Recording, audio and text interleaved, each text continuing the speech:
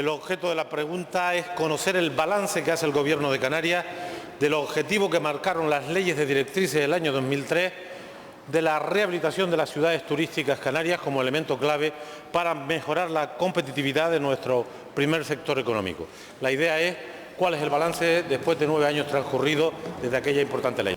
Yo creo que el balance es que no se ha hecho todo lo que se tenía que haber hecho.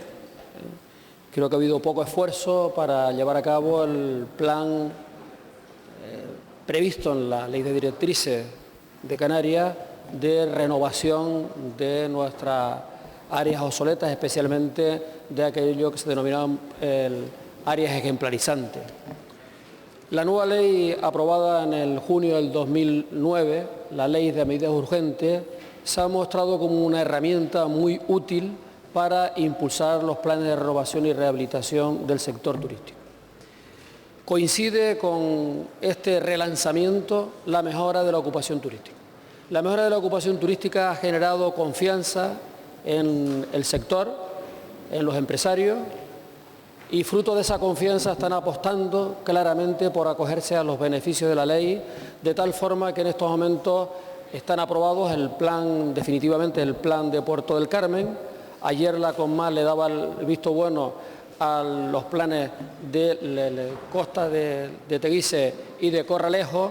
Están en marcha en estos momentos los planes de Morrojable, el Santiago del Teide, el Maspalomas, Costa Canaria o Puerto Nao. En total, en estos momentos se han firmado o están en proceso de firma de negociación 76 convenios en Canarias. 76 convenios que significan que se podrán rehabilitar exactamente 16.182 unidades hoteleras o extrahoteleras y 23 equipamientos complementarios. De los 23 equipamientos complementarios, 16 son centros comerciales, 7 son otro tipo de equipamientos como equipamientos deportivos, de ocio, etcétera, etcétera. En definitiva, creo que en estos momentos el sector está entendiendo que el camino es la rehabilitación, la renovación, mejorar la calidad y la competitividad. Después de 9 años de ese importante mandato de la Ley de Directrices es insuficiente. Si hay alguna tarea ineludible, determinante para la economía, para el empleo y, en definitiva, para el bienestar de los canarios, es mejorar el primer sector de nuestra estructura productiva, que es el sector turístico, y sabemos entonces y ahora que el camino no podía ser otro que el de la renovación, el de la rehabilitación. Sé que las modificaciones legales han facilitado las relaciones con el ámbito local e incluso con los empresarios, pero también hay que decir con claridad lo siguiente, señor presidente. Nosotros no impactaremos de manera relevante en el sector turístico canario en una estrategia de rehabilitación integral de los espacios públicos y privados si no tenemos un potente plan renove para este sector con dos componentes. Uno, dinero público para transformar las ciudades turísticas, para que las ciudades turísticas vuelvan a renacer porque han perdido capacidad para competir. Y otro, no menos importante, facilitar no solamente las compensaciones edificatorias a los empresarios, que me parece bien las previsiones de la Ley de Medidas Urgentes, sino facilitar el acceso al crédito, porque ahora este es un inconveniente incluso para aquellos que tienen voluntad en este sentido. De manera, señor presidente, que uno de los objetivos desde mi punto de vista para esta legislatura en materia económica más relevante que tiene esta comunidad es insistir en esta tarea, y para ello hay que reclamar más recursos públicos para los espacios públicos, 120 millones en 3 años. De ese plan de infraestructura en marcha está bien, pero es una gota de agua en una piscina, insuficiente para impactar para el tamaño de la tarea. De manera que hay que reclamar recursos estatales significativos para actuar sobre el espacio público, que esto mejore e incentive al sector privado, tire de la demanda, tire de la construcción y, en definitiva, también de la economía.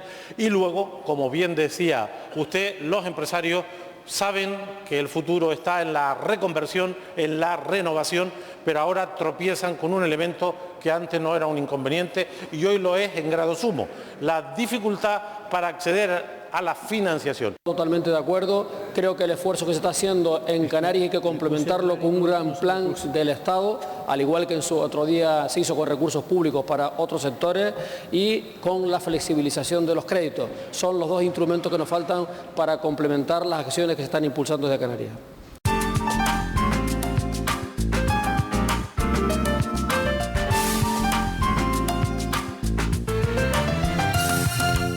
¿Tiene previsto el Gobierno autónomo recortes en materia educativa y ampliación de horario lectivo a profesores de nuestra comunidad autónoma, como se ha hecho en la comunidad autónoma madrileña y en Castilla-La Mancha? La educación es el instrumento que sirve para cohesionar una sociedad. Es lo único que nos pone a todos en igualdad de condiciones, que pone a todos los ciudadanos, independientemente de la clase social, de las posibilidades económicas, de ámbito familiar, en condiciones de poder tener igualdad de oportunidades de cara al futuro. Por lo tanto, es una apuesta, debe ser una apuesta de cualquier gobierno el invertir en educación. La educación, los recursos que se destinan a la educación no es recursos ociosos, sino todo lo contrario. Es invertir en presente y en futuro de una sociedad que quiera avanzar de una forma más equilibrada y de una forma más solidaria y con igualdad de oportunidades para todo el mundo. Por lo tanto, el Gobierno va a seguir haciendo una apuesta por la educación pública, va a seguir haciendo una apuesta por mantener todas las medidas de calidad que se han impulsado a lo largo de los últimos años, que tienen que ver con la apertura temprana en los centros, las clases de refuerzo en la tarde, la extensión del bilingüismo en la escuela o los contratos programa en los centros educativos. Vamos a seguir trabajando pensando siempre que el centro de atención en la comunidad educativa, el centro deben ser los niños y niñas de Canarias. Ese es el centro. Ahí es donde tenemos que dedicarle toda la atención, a cómo formarlos, a cómo prepararlos para el futuro.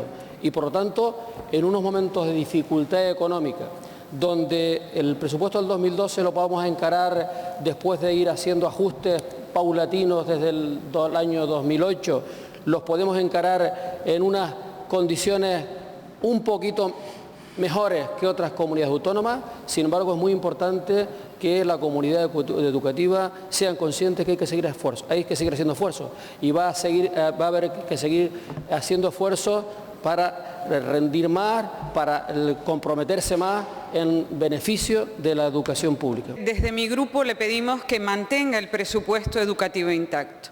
Y que lo mantenga intacto porque, igual que usted pone sobre la mesa que hay que hacer esfuerzos, los profesores los han hecho. Así lo corroboran estudios de la OCDE, donde se plantea que los profesores de Canarias y los españoles son los que más horas lectivas dedican en su horario de trabajo. Pero es más, el ampliar el horario lectivo quiere decir que habrá profesores que no puedan hacer ese refuerzo educativo a aquellos niños que no tienen padres que le puedan reforzar después de su horario escolar, y eso signifique el sacar de sus bolsillos un refuerzo para aquellas familias que no pueden hacerlo. Por lo tanto, una ampliación de horario lectivo no significa que los profesores trabajen más, significa que los profesores no van a poder reforzar a aquellos en las bibliotecas, en la acogida temprana, en el refuerzo educativo, todos aquellos servicios que hacen más igual y llegan a aquellas familias más desfavorecidas. Estas son las recetas del Partido Popular que nos está poniendo en bandeja en comunidades como Castilla-La Mancha o Madrid, teniendo y cargando el peso al profesorado, aquellos que más trabajan por la igualdad de los alumnos en la educación pública. Pero mire usted, además, el impuesto sobre patrimonio, que solo afecta a 5.000 de más de 2 millones de personas en Canarias y que son 40 millones de euros al que se opone el Partido Popular, daría para contratar el doble de los sustitutos que ahora están en Canarias y solucionar muchísimos problemas de fracaso y abandono escolar. Ahí está el futuro, apueste por el futuro, señor presidente. Reitero que el centro de atención del Gobierno van a ser los niños y niñas y el garantizar una educación de calidad en Canarias. La lucha contra el fracaso escolar. Ese va a ser nuestro principal objetivo. Ahí dedicaremos todo nuestro esfuerzo y los recursos de que dispongamos.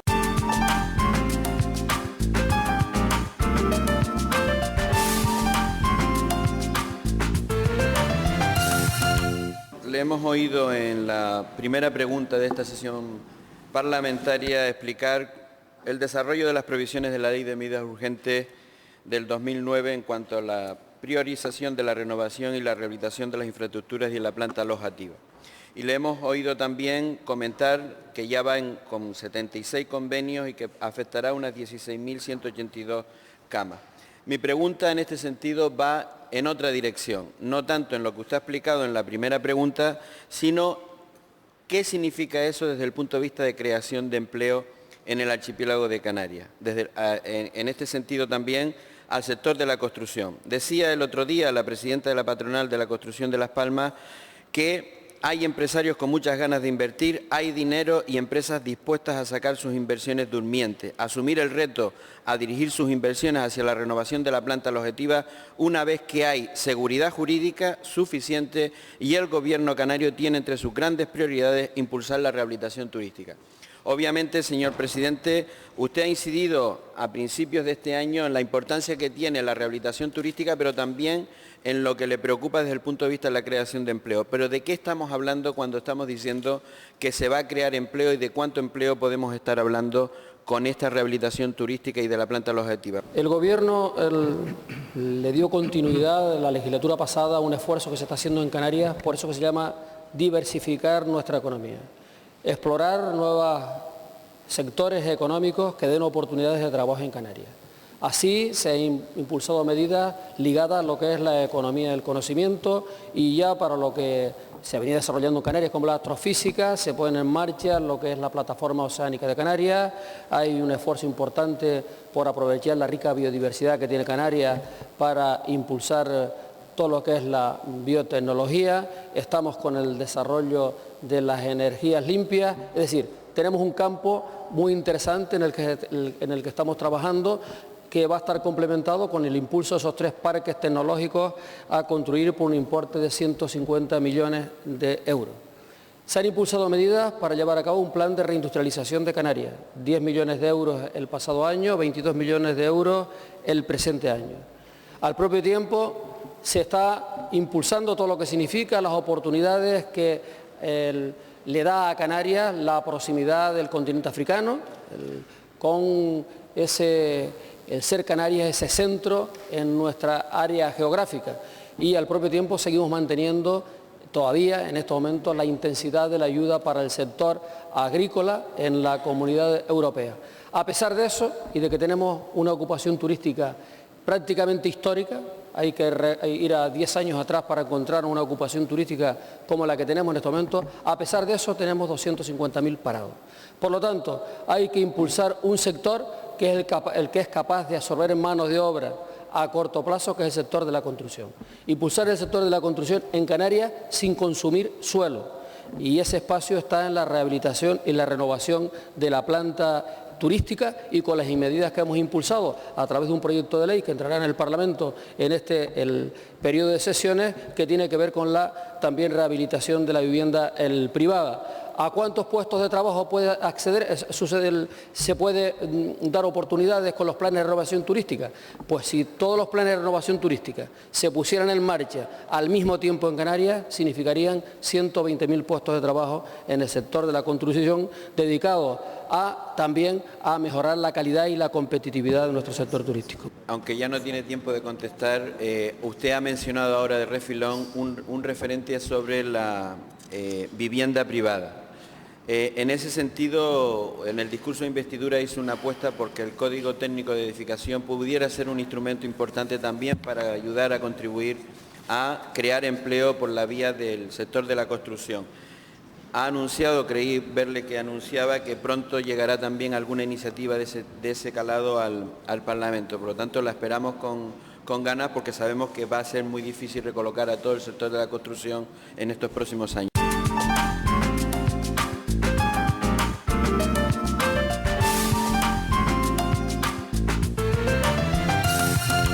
¿Qué balance hace del cumplimiento del Plan Canarias 2 años después de su presentación? Un plan del Gobierno del Estado previsto para 10 años, que como usted bien ha indicado, lleva 2 años de rodaje, además en el marco en el que estamos, económico, objetivamente entiendo que no hay, objetivamente, no se puede hacer una valoración razonable, ¿no? En cualquier caso, en estos 2 años del Plan Canarias se puede decir que hay muchos claros y algunos nubarrones que esperamos que se despeguen en el tiempo. El Plan Canarias es sin duda el mejor ejemplo del gran engaño que ha supuesto la política del Gobierno socialista de Zapatero para nuestra comunidad. Y aunque es cierto que la principal responsabilidad en este engaño debe recaer en su autor, que no son otros que el Partido Socialista y el Gobierno de Zapatero, no es menos cierto, señor presidente, que usted en estos 2 años se ha convertido en el cooperador necesario de esta estafa política para nuestra gente y para nuestra tierra. Mire, señor presidente, ¿por qué digo que usted se ha convertido en el cooperador necesario? Por 2 motivos principalmente. Primero, por su silencio y más tarde por ese apoyo sumiso suyo al señor Zapatero. Por lo tanto, para mí, es usted también responsable político de este fraude que en su día presentaron a los ciudadanos canarios, a todos nosotros, a bombo y platillo, como la mayor inversión del Estado en Canarias a lo largo de nuestra historia. Y claro, hoy se acaba de agotar la legislatura a nivel nacional y resulta a todas luces, señor presidente, que el Gobierno socialista no ha cumplido con Canarias. Por lo tanto, yo hoy, aquí, en sede parlamentaria, apelo a su honestidad política, sí, a su honestidad política, para que él reconozca lo que todos los canarios ya sabemos. Y lo que sabemos es, señor presidente, que este plan ha sido y es un fraude político, una tomadura de pelo a todos los canarios, una manifestación más, señor presidente, y lo tengo que decir bien claro, de su ineficacia, de su mala gestión al frente del Gobierno de Canarias. Y, cómo no, lo que sentimos todos los canarios, un nuevo varapalo a unas justas aspiraciones de la sociedad canaria, de igualarnos en infraestructura, señor presidente, en el desarrollo con el resto del país. El Plan Canarias tiene elementos que son muy positivos y espero que su partido los refrende si alguna vez llega al Gobierno. El primero es la consideración, el reconocimiento de las especiales dificultades que tiene Canarias en relación con el territorio continental. La filosofía de ese plan, reconociendo las especiales circunstancias adversas para Canarias, es un elemento importante. Pero mire, en estos 2 años este Plan Canarias ha servido para que, entre otras cosas, Canarias sea la comunidad autónoma con un mejor comportamiento interanual en la tasa de desempleo y que estemos en una situación no de bancarrota como están algunas comunidades gobernadas por el Partido Popular, situación de bancarrota económica y con unos índices de paro alarmantes a lo largo del último año. El comportamiento que se está dando en la economía canaria es totalmente lo contrario. La bonificación de las tasas aeroportuarias contempladas en ese plan se han evidenciado que son un instrumento muy potente para mejorar la ocupación turística en Canarias y por eso hoy estamos en cifras récord desconocidas en Canarias desde hace 10 años. El mantenimiento de las inversiones en Canarias, cuando en el resto de la península se han recortado un 39%, es un paso importante. El plan de empleo de 140 millones de euros con los que hemos disfrutado en el año 2010 y el 2011 nos ha ayudado a tener ese comportamiento del empleo en Canarias. El impulso y el refuerzo de medidas a nuestros sectores productivos, como los 23 millones del 2010 y el 2011 al sector agrícola, para la ampliación de la ficha del POSEI, se ha evidenciado como un elemento muy importante. El convenio para impulsar la promoción de Canarias Exterior de 18 millones de euros ha sido muy importante. La mejora de los espacios turísticos con 30 millones en el año 2010 y 42 millones en el año 2012 está ayudando al sector. Y la apuesta por la diversificación económica, como los parques tecnológicos, el plan de reindustrialización de Canarias o la plataforma oceánica, son buenos para nuestra tierra.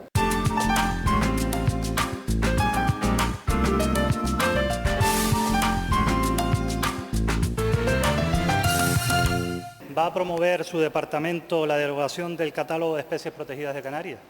Es verdad que estamos ante un tema que suscitó fuerte polémica en la legislatura anterior, pero mi departamento tiene previsto una medida de mayor calado y bastante más ambiciosa que esta. Consiste en remitir en su momento, llegado el caso, al Parlamento, a esta Cámara, una ley de protección del medio natural canario, también de la biodiversidad canaria. Y en ese marco englobaremos el tratamiento de los correspondientes catálogos de especies protegidas y amenazadas.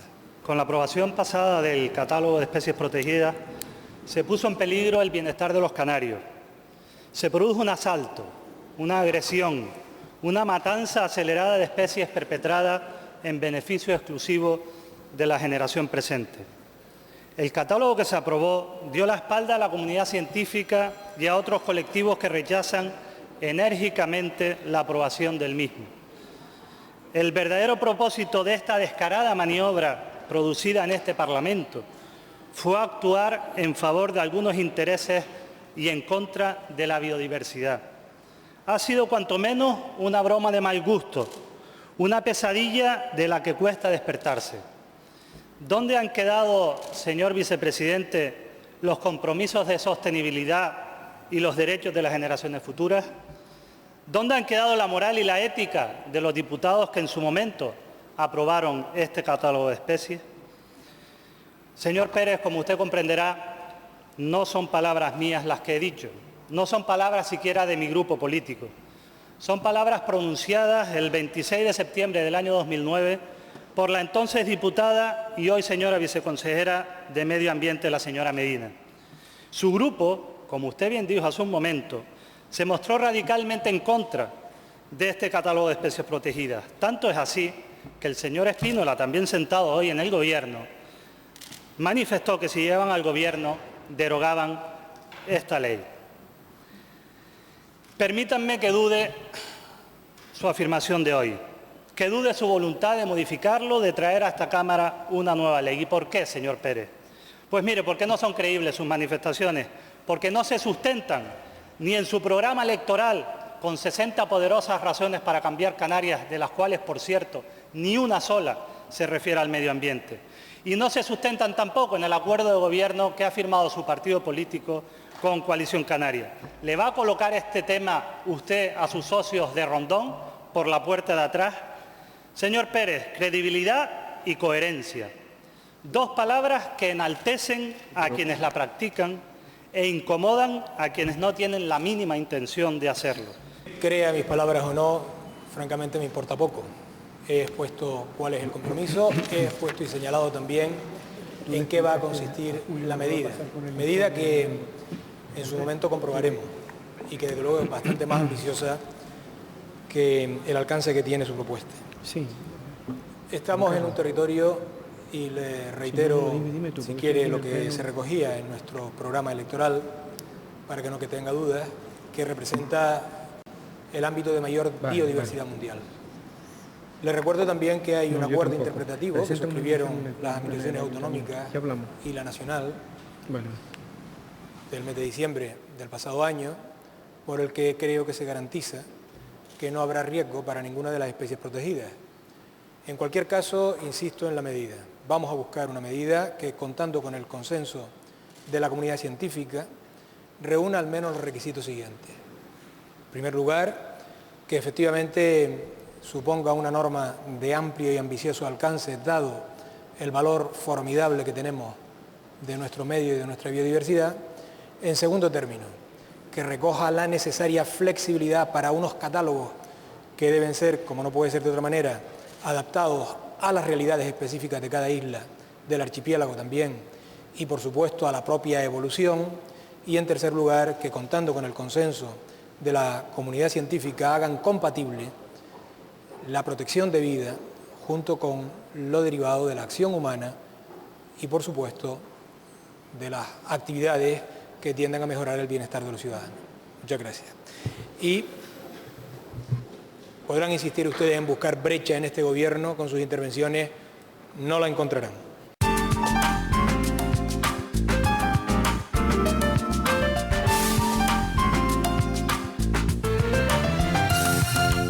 Señora consejera, ¿Cuándo cree que el Ejecutivo de la Nación cumplirá el compromiso de su presidente sobre el traspaso de las políticas activas de empleo y de la Inspección de Trabajo a Canarias? El marco legislativo actual, configurado fundamentalmente por los Reales Decretos 1/2011 y 3/2011, sientan las bases para la modernización del Sistema Nacional de Empleo, la modernización del sistema público de empleo estatal y la modernización de los sistemas de empleo autonómicos.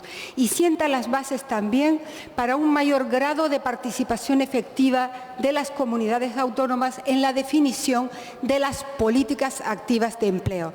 Nosotros vamos a ser ambiciosos con ese marco legislativo y vamos a reclamar el marco de actuación para que el traspaso de políticas activas de empleo sea fecundo y eficaz. Y en materia de inspección de trabajo se han dado pasos importantes para proceder al traspaso y estamos en un momento en el que consideramos que lo importante es trabajar en el ámbito de la coordinación que debe producirse entre la Administración General del Estado y la Comunidad Autónoma para que el traspaso de los servicios y funciones de la actuación de la inspección de trabajo sea razonable, sea eficaz y en un marco de convivencia de ambas competencias radicadas en el Estado y paralelamente competencias radicadas en la comunidad autónoma. Nos tiene acostumbrados, y ya lo hemos comprobado en las comisiones que hemos tenido, en la Comisión de Empleo y también en su comparecencia de la semana pasada aquí también en sede parlamentaria, usted, sinceramente, las clases teóricas derivados probablemente de su profesión, respetabilísimo por supuesto, y en la que me consta que es una estupenda profesional de profesora de derecho laboral, ya digo, la teoría pues se ve que se la tiene muy bien aprendida. Mire, hay un dicho, Mark Twain decía que conoce primero los hechos y distorsiona lo que quiere, y en esto de las políticas activas de empleo, la realidad y los hechos son los que son. La realidad es que el artículo 33 del Estatuto de Autonomía de Canarias ya contempla el traspaso de las políticas activas de empleo a Canarias.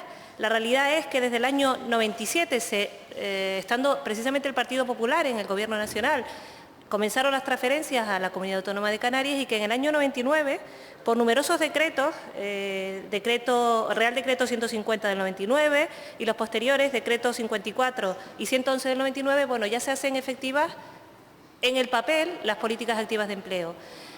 No obstante, el presidente del Gobierno de Canarias, del grupo que usted pues tiene ahora pacto, nos vendió en octubre, en unas declaraciones públicas de octubre del 2010, que el apoyo a los presupuestos estatales dependían del traspaso de esas políticas activas de empleo, que ya en el papel, incluso en la ley del 2003 del Servicio Canario de Empleo, dice clarísimamente, y la ley de empleo, el artículo 23, políticas activas de empleo que supuestamente a las que hemos destinado en estos 4 últimos años más de 1.000 millones de euros. Mi pregunta es muy sencilla, señora consejera.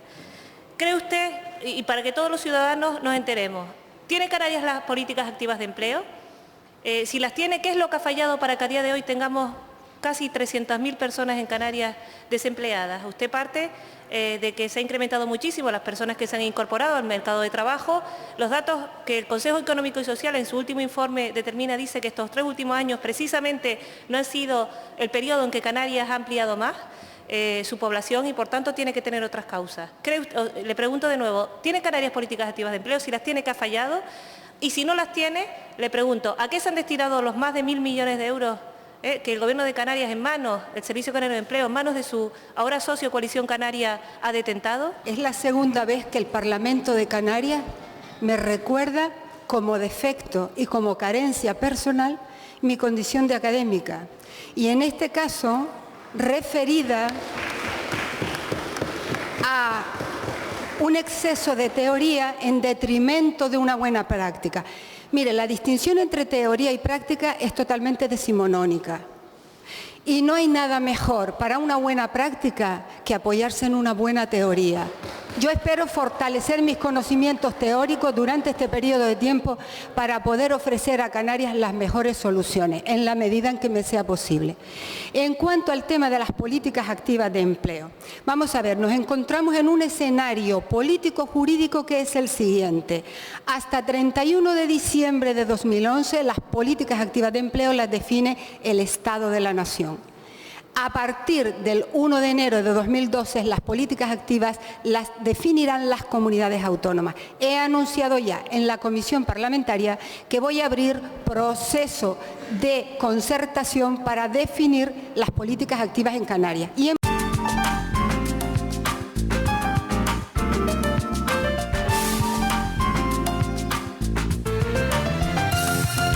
¿Cómo se va a afrontar en este curso escolar la cobertura de las bajas del personal docente para evitar que, como el curso anterior, se pierdan miles de horas lectivas? Efectivamente, la pasada semana comparecimos en el Parlamento para abordar, entre otras cuestiones, este tema especialmente relevante en el inicio del curso académico.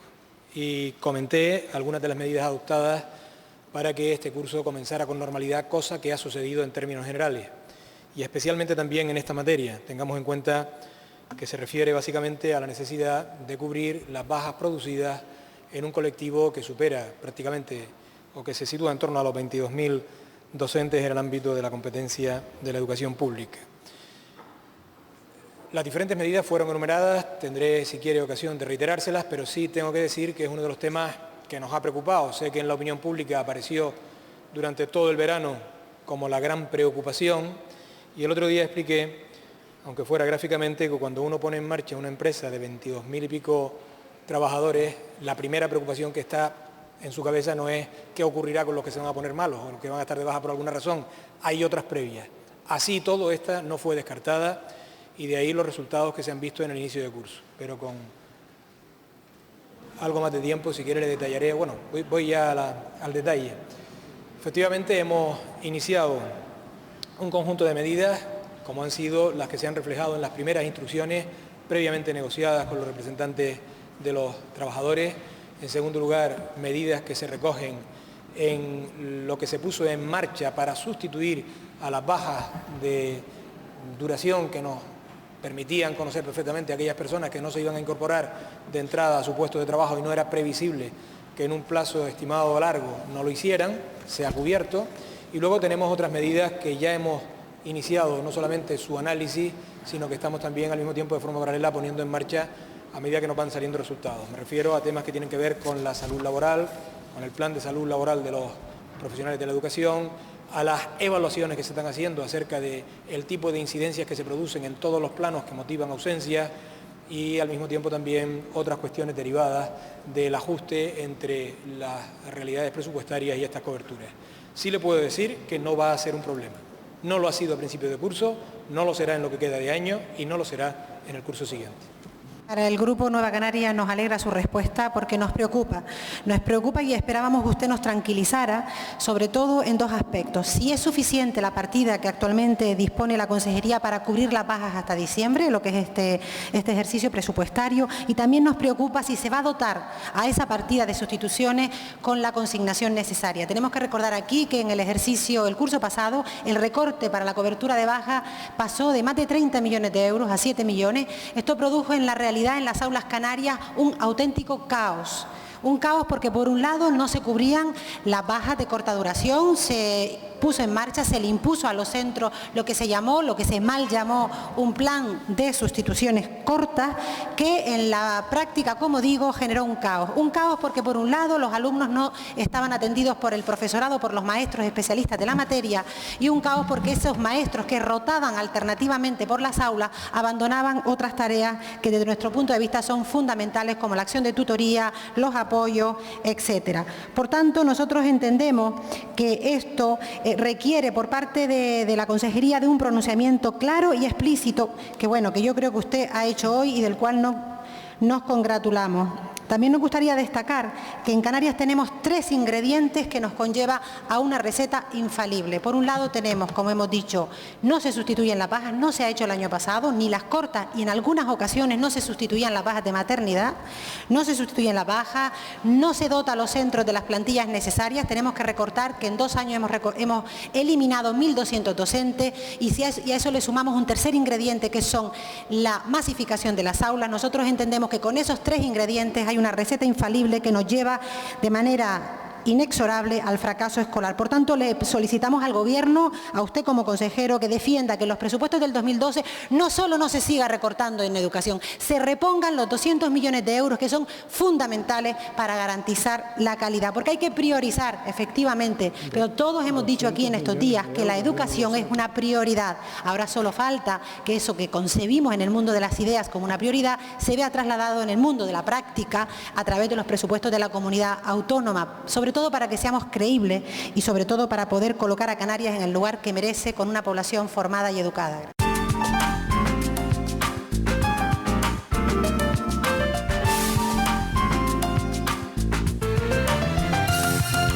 Nosotros sabemos en nuestro grupo la complejidad de este tema, así como todo el educativo, y queremos siempre colaborar porque entendemos que la educación es algo que nos atañe a todos y a toda la sociedad. Pero creemos también que en el tema de las sustituciones, otras comunidades autónomas acortan el tiempo de sustituciones, no llegan a los 15 días.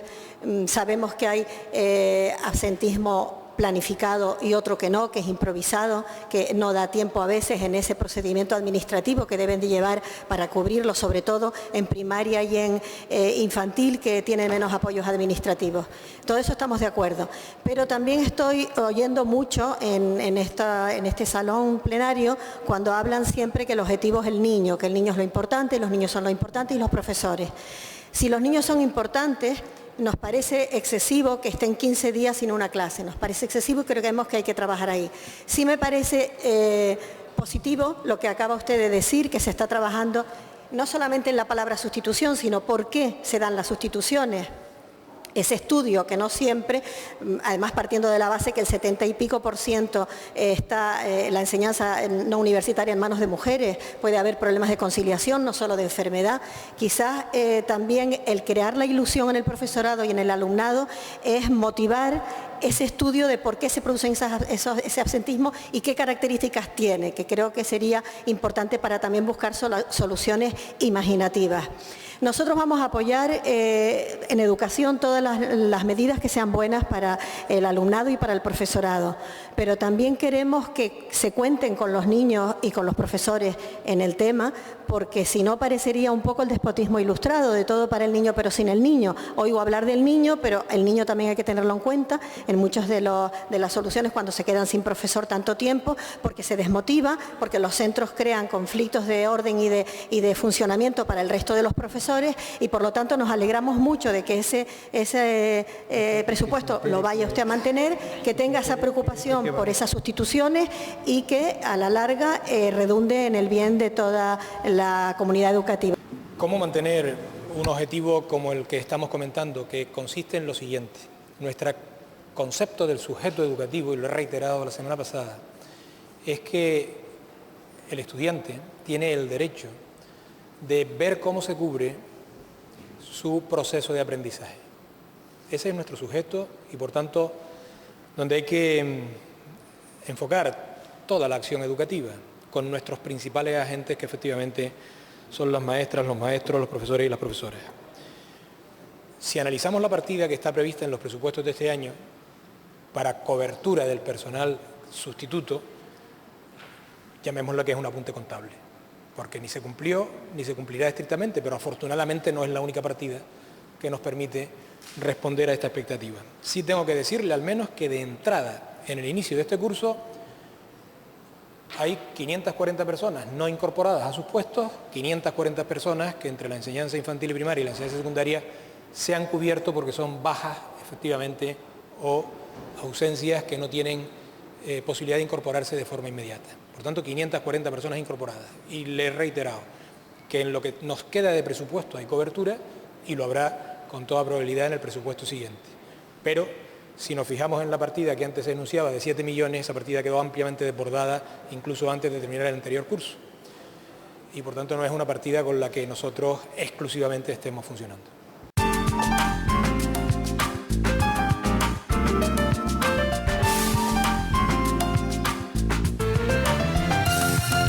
¿Cuáles son las consecuencias para los presupuestos de esta comunidad autónoma de la prórroga de los actuales presupuestos del Estado? Podemos decir que la consecuencia más inmediata de la prórroga de los presupuestos generales del Estado es la generación de más incertidumbres a las ya propias de la situación económica actual. Sin embargo, desde el Gobierno, como no podía ser de otra forma, en el ánimo de la responsabilidad, estamos elaborando unos presupuestos a pesar de este nuevo problema añadido. Debemos continuar con el trabajo serio que nos hemos marcado y presentar a esta Cámara unos presupuestos que, por encima de todo, garanticen los servicios esenciales de esta comunidad autónoma y además sean capaces de cumplir con el objetivo del déficit. La prórroga de los presupuestos generales del Estado provocará distorsiones en las cuentas de todas las comunidades autónomas, distorsiones que todavía no somos capaces de dilucidar en su totalidad. Sin embargo, no le quepa duda, señoría, que esta situación no nos va a paralizar y vamos a presentar unos presupuestos para la Comunidad Autónoma de Canarias en el año 2012 con el objetivo de la generación de empleo y la generación de actividad económica. Sin duda que es una buena noticia que el Gobierno sea capaz de trasladar a esta Cámara los presupuestos.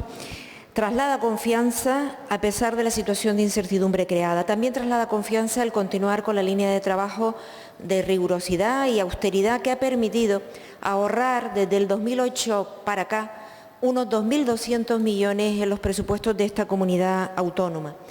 Eso facilita que, aunque sean austeros y restrictivos los presupuestos del 2012, no tengan que generar los brutales recortes de cerca de un 20% que estamos viendo tienen que hacer algunas otras comunidades autónomas que no han hecho sus deberes. Vivimos momentos difíciles y es nuestra responsabilidad el trasladar credibilidad y confianza. También lo da el que sea esta una de las 5 comunidades autónomas que está cumpliendo el objetivo de estabilidad presupuestaria. Animarle a que el Gobierno de Canarias siga priorizando lo que es la defensa del estado del bienestar y los servicios públicos, puesto que de esta crisis no se puede salir debilitando a los más débiles o la cohesión social de este Estado de Derecho. Pero, señor consejero, el Gobierno que salga detrás de las urnas del 20 de noviembre, sea el que fuere, tendrá que presentar, el del Estado, los presupuestos generales del Estado. Y sea el Partido Popular o el PSOE el que gobierne en España, el Gobierno de Canarias y Canarias tendrá que exigir al próximo Gobierno que se cumpla con lo que son los intereses de Canarias. Es imprescindible reivindicar una financiación autonómica justa que contemple el hecho insular y la ultraperiferia y, sin duda ninguna, que se corrija el actual déficit sanitario que en estos momentos tenemos, así como retomar la ficha financiera del Plan Canarias, insisto, gane quien gane o quien gobierne en España, lo mismo que el que haya un plan Renove que de verdad dé respuesta a la principal industria de nuestra comunidad. Y también trabajar para tener un modelo de fiscalidad progresivo que sea de verdad en donde pague más el que más tiene. No le quepa duda que vamos a exigir con la máxima responsabilidad que el Estado cumpla con Canarias. Hay cuestiones en la elaboración del presupuesto que nos llevan a tomar cautela. No podemos incluir en los presupuestos de comunidad autónoma partidas que en los presupuestos generales del Estado no tengan anualidad para el 2012. Entiendo que esa máxima cautela es lo que nos puede dar el objetivo de cumplimiento final del déficit. Asimismo, como le dije antes, quedan muchas incertidumbres por resolver. Cómo afectarán la reducción del techo de gasto de los presupuestos en el Estado, que se ha fijado en un 3,8% del presupuesto del 2012 con respecto al 2011 y, por tanto, cómo afectarán esas transferencias al conjunto de las comunidades autónomas, si se verán afectadas o no. Esos son los principios que estamos en este momento tomando en la elaboración de las cuentas de la Comunidad Autónoma de Canarias para el año 2012. En definitiva, cautela, prudencia y exigencia máxima al Gobierno que salga de las urnas del 20 de enero para que cumpla con sus obligaciones con Canarias. Muchas gracias.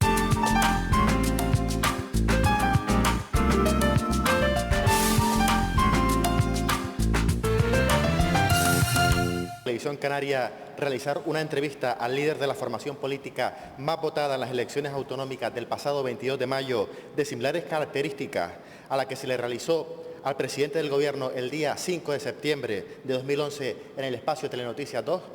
El Gobierno desconoce si los servicios informativos de la Radio Televisión Canaria tienen previsto realizar alguna entrevista al líder de la oposición o a cualquier otro representante político. La pasada legislatura, formando parte todavía del Gobierno de Canarias, el Partido Popular, mi grupo parlamentario denunció públicamente la peligrosa deriva que se estaba imponiendo en los servicios informativos de la televisión canaria.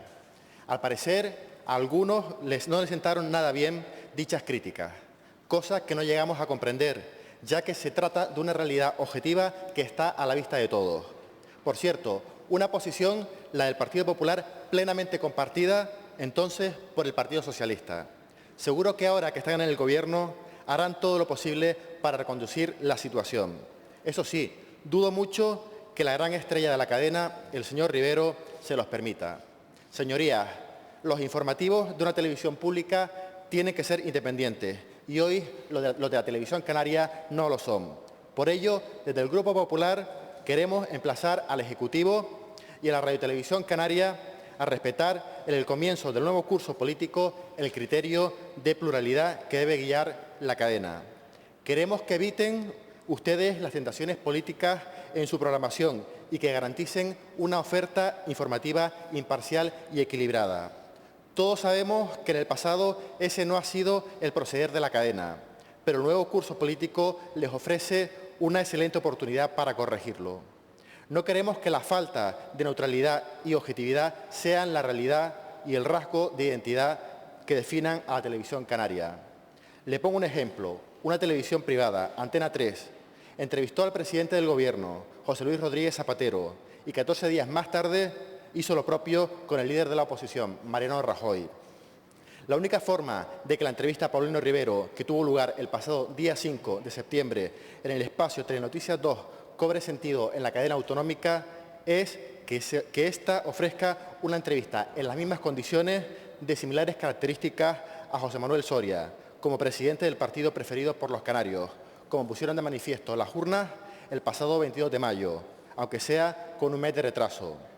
Parece lógico pensar, a tenor de los ejemplos que tenemos en otras comunidades autónomas, parece lógico pensar que tenga mayor interés informativo para un medio público de carácter autonómico hacerle la primera entrevista al presidente del Gobierno de esa comunidad. Así lo han considerado las televisiones de Baleares, Valencia y Murcia, por tener un ejemplo. Por lo tanto, parece lógico. Y por terminar, aparte de alegrarme de las apetencias televisivas que tienen algunos, son lógicas y naturales, dado la necesidad de engrandecer su figura de cara al proceso electoral que se avecina, pero deriva, si hablamos de deriva, la deriva actual más preocupante que han visto en los últimos días los españoles es el intento por parte del Partido Popular de censurar y controlar previamente los informativos de la televisión española. Eso sí que es peligroso, señor diputado.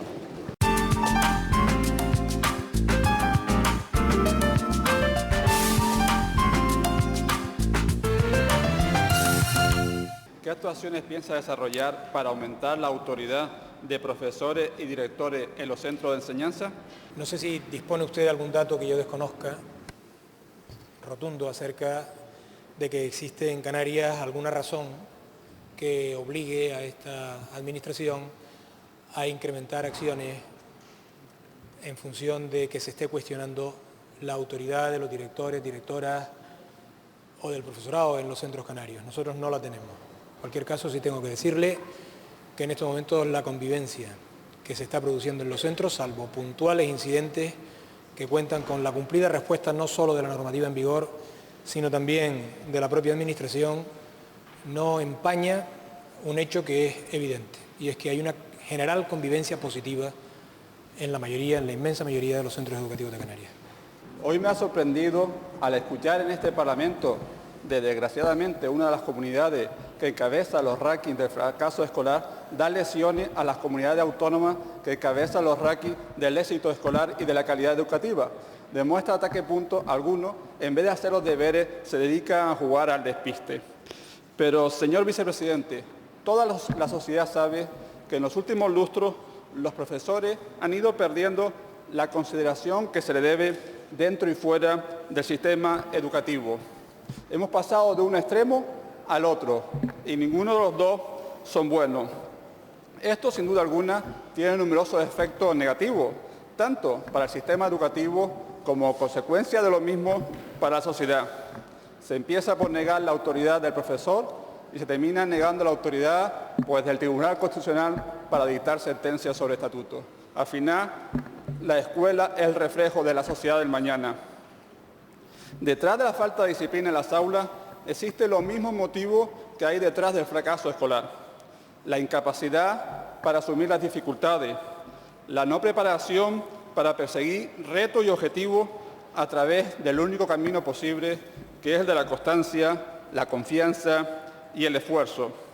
Defender la autoridad en el aula es defender el derecho del alumno a la igualdad de oportunidades. Es defender el derecho de los alumnos a la formación, que es la base de la equidad, y por tanto su fracaso es la desigualdad desde el colegio. El buenismo ideológico establecido en la reforma de los años 80 ha dañado la posibilidad de numerosos estudiantes y por lo tanto su proyección personal. La educación debe fomentar ciudadanos responsables para vivir en una sociedad libre, educar en el civismo, en las convicciones que el éxito viene después del trabajo, en el respeto a los compañeros y a los profesores, aumentará sin duda alguna los logros de la educación y como consecuencia los logros de la sociedad hacia una sociedad con más desarrollo, más culta, más abierta y por lo tanto mucho más justa. En conclusión, señor vicepresidente, la Administración debe apoyar más a los profesores e incidir para que la familia también lo haga. Proteger al alumno que se quedan atrás. Le decía si efectivamente tenía o disponía usted de algún dato del que no dispongamos nosotros acerca de si usted entiende con ello que está en cuestión la autoridad de los profesores en Canarias.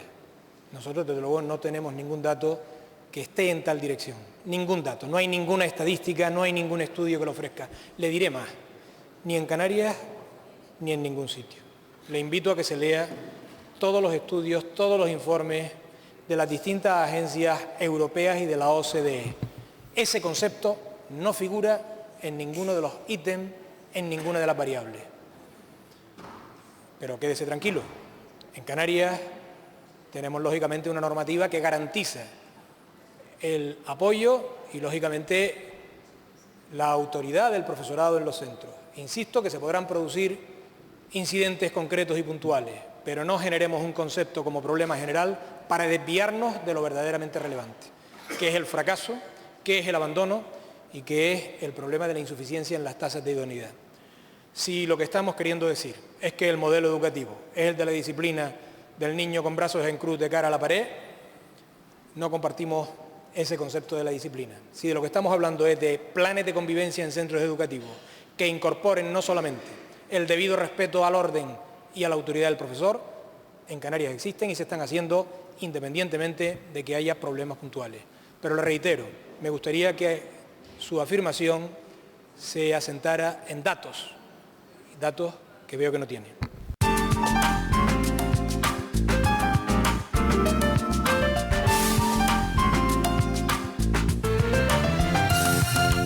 ¿Se tiene información de cuándo va a ser la fecha del convenio de las chumberas, tal como anunció el presidente del Gobierno de España en el pasado debate sobre el Estado de la Nación? Pues señora Marrero, no tenemos una fecha de la firma de ese convenio definitivo con el Estado para la reposición de las viviendas de las chumberas, como sabe, pero sí sabe usted que ha habido un acuerdo y un compromiso del Gobierno de España que aceptan los vecinos y nosotros estamos pendientes de que muy breve y de todas maneras nosotros también estaremos muy atentos para que se firme lo antes posible. Desde luego es una mala noticia para nuestro grupo parlamentario nacionalista de que todavía no se haya firmado este convenio. Máximo, como cuando usted sabe, hay varios compromisos adquiridos. El primero es en los presupuestos generales del Estado, donde por una enmienda de Coalición Canaria de la diputada doña Ani Oramas hay un compromiso de 4,8 millones de euros solamente para la partida de este año. Además, en el debate que hacía referencia en la pregunta, el señor Zapatero, que está en el diario de sesiones el de 29 de junio, le respondía a Ani Oramas que tenía un compromiso directo, personal y fuerte y que tenía toda la disposición para que se pueda adelantar en los presupuestos del 2012 una cantidad similar a la prevista para este año. No va a poder ser por delante de las elecciones, lógicamente. Y también el compromiso de la firma del convenio plurianual y que no iba a paralizar la transferencia de los 4,8 millones de euros. Desde luego, nosotros esperemos que esto se firme lo antes posible. Hay 4.000 personas afectadas, 25 familias desalojadas y además, como usted sabe, los vecinos y las vecinas de Las Chumberas, con el alcalde Fernando Clavijo a la cabeza, tuvieron que ir a Madrid el pasado miércoles 21 de septiembre a manifestarse con ese compromiso adquirido también por parte del secretario del Estado, don Gaspar Sarría, de ofrecer esos 15 millones de euros de los 45 previstos para los próximos 9 años.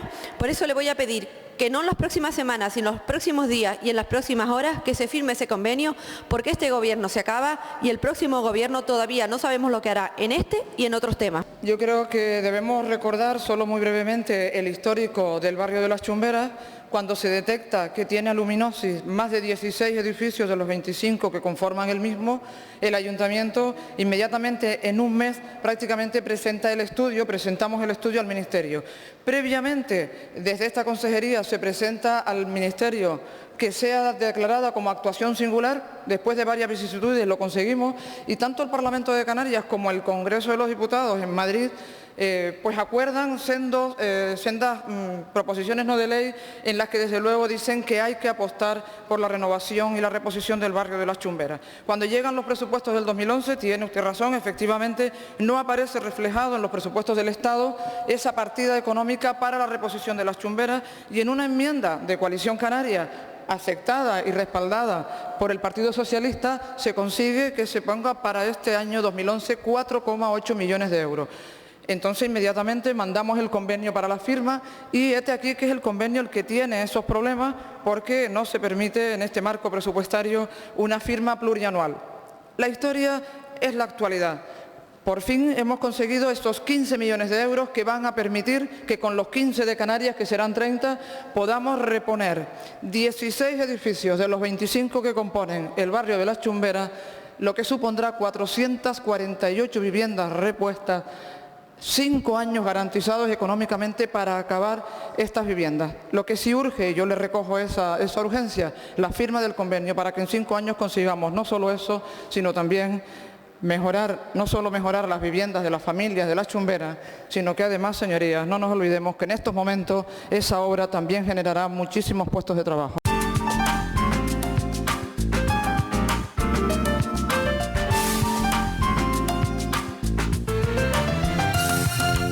Hacía referencia en la comparecencia que hacía en la comisión sobre las líneas de actuación que tiene esa consejería para esta legislatura del fomento del uso del vehículo eléctrico. Dada la importancia del tema, le pregunto hoy sobre la materia para poder profundizar sobre las iniciativas que pretende adoptar su consejería para la aceleración del uso del vehículo eléctrico.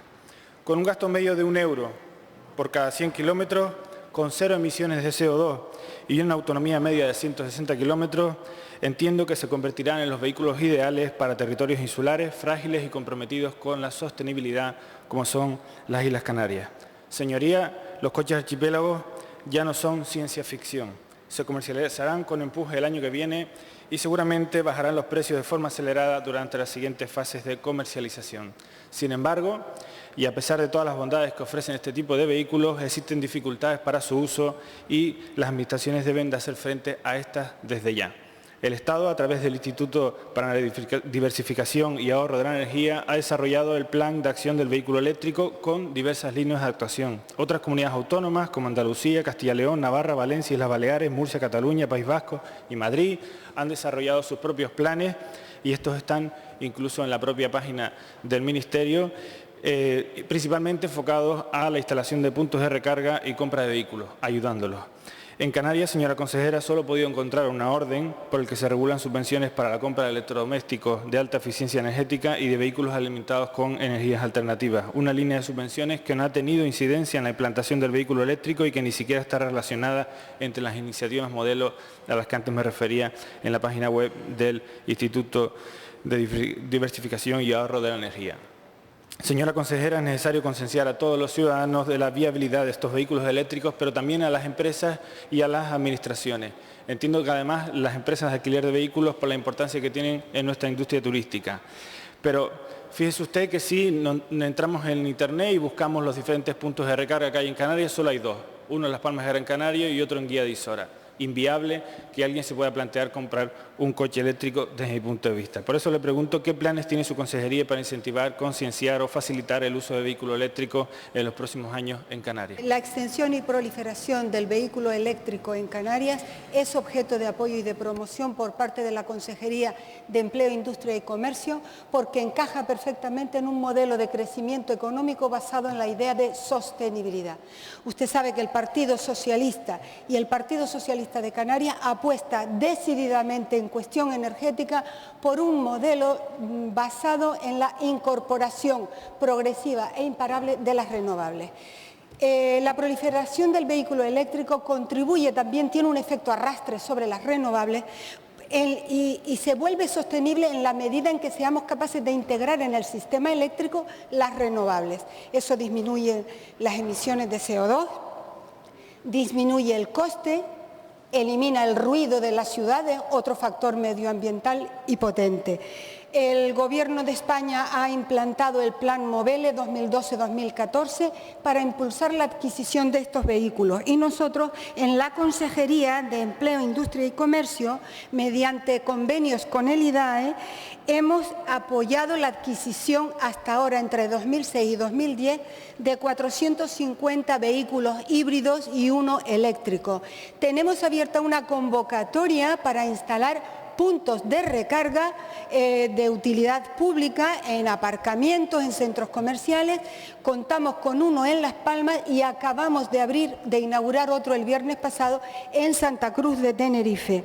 El ITC y Endesa trabajan en un plan de movilidad sostenible con transporte con vehículo eléctrico en la isla de La Graciosa y vamos a introducir en la revisión del PECAN la proliferación y el uso extensivo del vehículo eléctrico en Canarias como medida de ahorro y eficiencia energética.